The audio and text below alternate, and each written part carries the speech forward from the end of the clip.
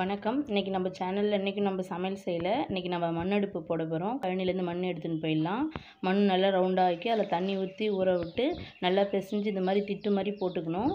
அது கொஞ்சம் அளவுக்கு வந்து இப்போ காலையில் திட்டு போட்டோம்னா சாயங்காலம் அடுப்பு அறுத்துடலாம். நம்ம அந்த அடுப்பு அரைக்கிறதுக்காக வந்து ஃபஸ்ட்டு சாக் பீஸால் இந்த மாதிரி ரவுண்ட் ஷேப் போட்டுக்கலாம். இதுக்கு வந்து நம்மளுக்கு வேறு எதுவும் தேவையில்லை. தோசை கரண்டி இருந்தால் மட்டும் போதும் நம்ம அடுப்பு செய்கிறதுக்கு. இப்போ இந்த ரவுண்ட் ஷேப்புக்குள்ளே இருக்கு இல்லையா, இதை மட்டும் நம்ம மண்ணை மட்டும் ரிமூவ் பண்ணிடலாம். ரவுண்டாக எடுத்துடலாம்.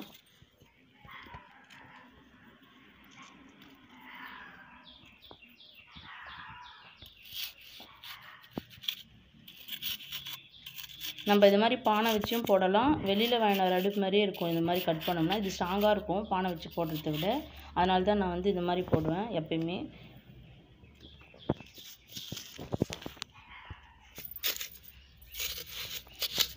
இது மாதிரி நல்லா நம்ம அடி வரைக்குமே ஃபுல்லாகவே எடுத்துடணும் ரவுண்ட் ஷேப்புக்கு. இதேமாரி பக்கத்தில் இருக்கிற அடுப்பையும் இன்னும் கொஞ்சம் நல்லா ரவுண்ட் ஷேப்பில் எடுத்துக்கலாம்.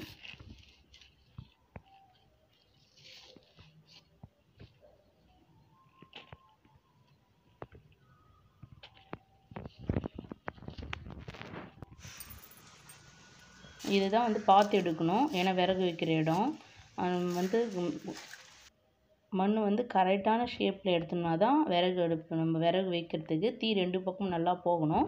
அதனால் பார்த்து எடுக்கணும்.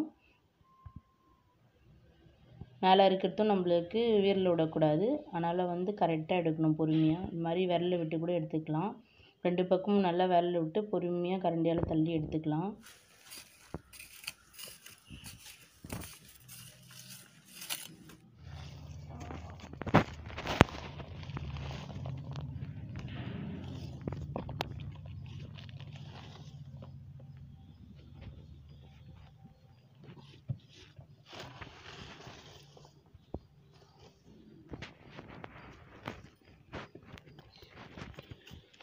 இப்போ நம்ம ஓரளவுக்கு உள்ளே இந்த மண்ணெல்லாம் எடுத்துட்டோம். இப்போ நம்ம விறகு வச்சா ரெண்டு பக்கமும் நல்லா சமமாக தீ போகும். இப்போ நம்ம இதன் மேலே வந்து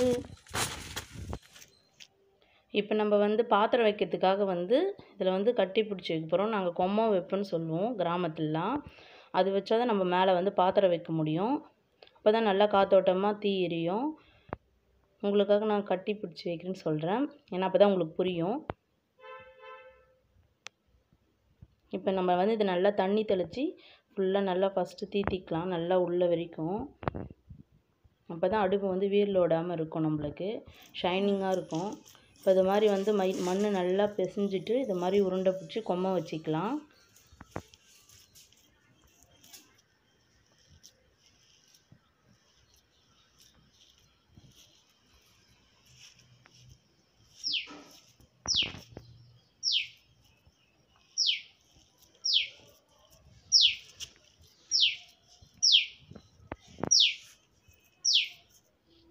மூணு கொம்மை வச்சதுக்கப்புறம் இது பேலன்ஸ் பண்ணுறதுக்காக கொஞ்சம் மண்ணுக்கு வந்து லேசாக உருட்டிட்டு நடுமத்தில் அது மாதிரி வச்சுக்கலாம்.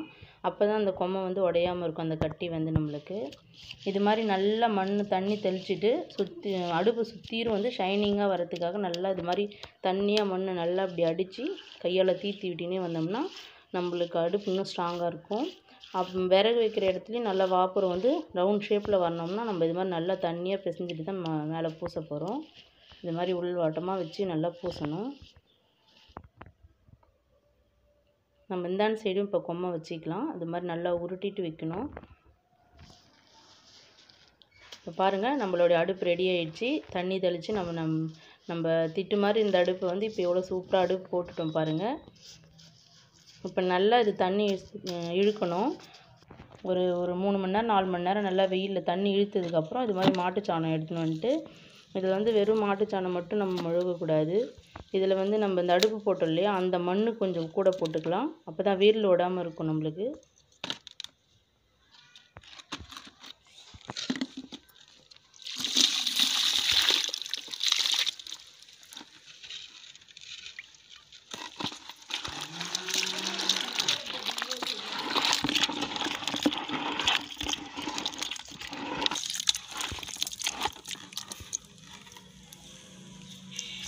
இதே மாதிரி நம்ம ஃபுல்லாகவே வந்து மாட்டுச்சாணம் போட்டு நம்ம அடுப்பு நல்லா மொழிவிடணும். அப்போ தான் வந்து நல்லா ஸ்ட்ராங்காக இருக்கும்.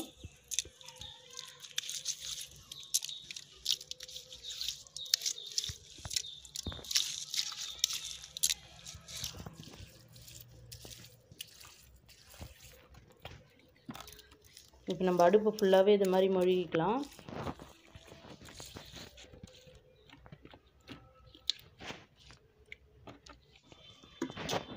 பாருங்கள், நம்ம ஃபுல்லாகவே இப்போ மாட்டுச்சாணம் போட்டு நல்லா மொழிகிட்டோம்.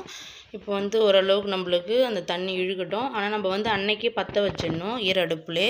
அப்போ தான் அடுப்பு இன்னும் நல்லா ஸ்ட்ராங்காகும், காய விடக்கூடாது. இப்போ நல்லா தொடப்பெடுத்து ஃபுல்லாகவே க்ளீனாக பெருக்கின்னு வந்துடுறேன். ஏன்னா அப்போ தான் மாட்டுச்சாணம் வந்து எப்போயுமே அடுப்பு போட்டு மாட்டுச்சாணம் மொழிகிட்டு அப்படியே கோலம் போடக்கூடாது. எப்போயுமே பெருக்கிட்டு வந்து தான் கோலம் போடணும்.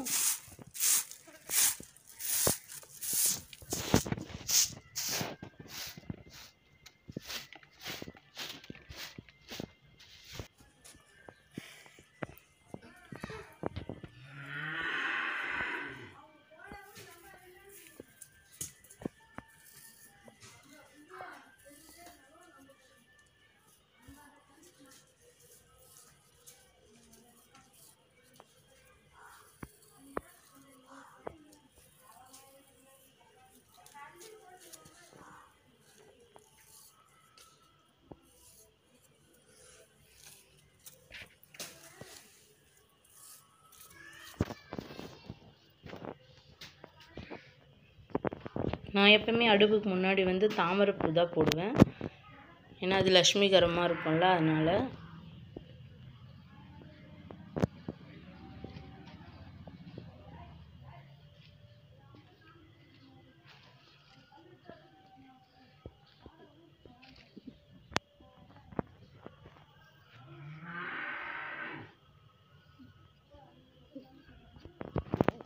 இப்போ நம்ம செம்மண் போட்டுக்கலாம் சைடில்.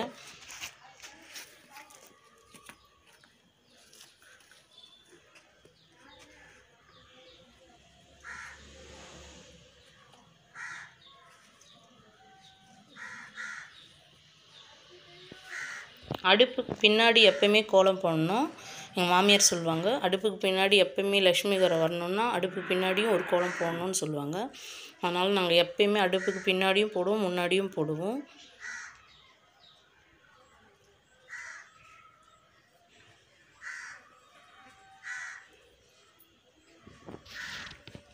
இப்போ நம்ம கோலம் போட்டாச்சு.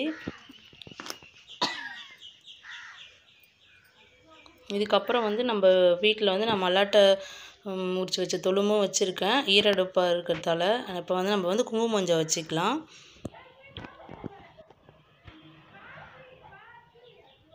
எப்பயுமே நான் வெள்ளிக்கிழமை செவ்வாய்க்கிழமைனா அடுப்புக்கு அந்த மாதிரி கோலம் செம்மண்ணிட்டு கோலம் போட்டுட்டு இது மாதிரி மஞ்சள் குங்குமம்லாம் வச்சுட்டு தான் நாங்கள் அடுப்பற்ற வைப்போம். காலையில் நம்ம வந்து 5 பொட்டு வச்சுக்கலாம்.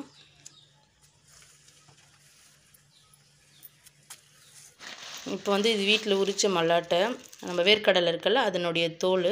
இது வந்து நம்ம ஈர அடுப்பாக இருக்கும்போது காஞ்ச அடுப்பு எதுவாக இருந்தாலும் நாங்கள் ஃபஸ்ட்டு வந்து அந்த மாதிரி அடுப்பு உள்ள போட்டுட்டு அதுக்கப்புறம் தான் விறகு வைப்போம். ஏன்னா சீக்கிரமாக பிடிக்கும், இதுவும் நல்லா எரியும். அதனால் நாங்கள் எப்போயுமே வந்து ஃபஸ்ட்டு அடியில் இந்த தொழும்பு போட்டுட்டு தான் நம்ம அடுப்பற்ற வைப்போம்.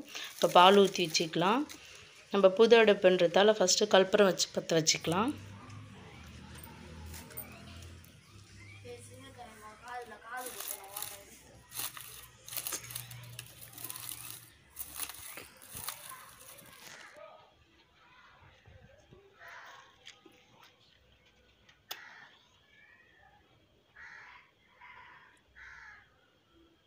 இது மாதிரி நம்ம அடுப்பு நம்மளே போட்டுக்கலாம், எங்கேயும் போய் வாங்கிட்டு வரணும்னு தேவையில்லை. நம்ம நிலத்துல மண் இருக்கிறதால நம்மளே எடுத்து அடுப்பு செஞ்சு போட்டுக்கலாம்.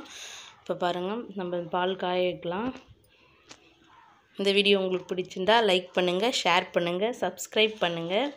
மறக்காமல் பக்கத்தில் இருக்க பெல் ஐக்கானையும் கிளிக் பண்ணுங்கள். தேங்க்ஸ் ஃபார் வாட்சிங்.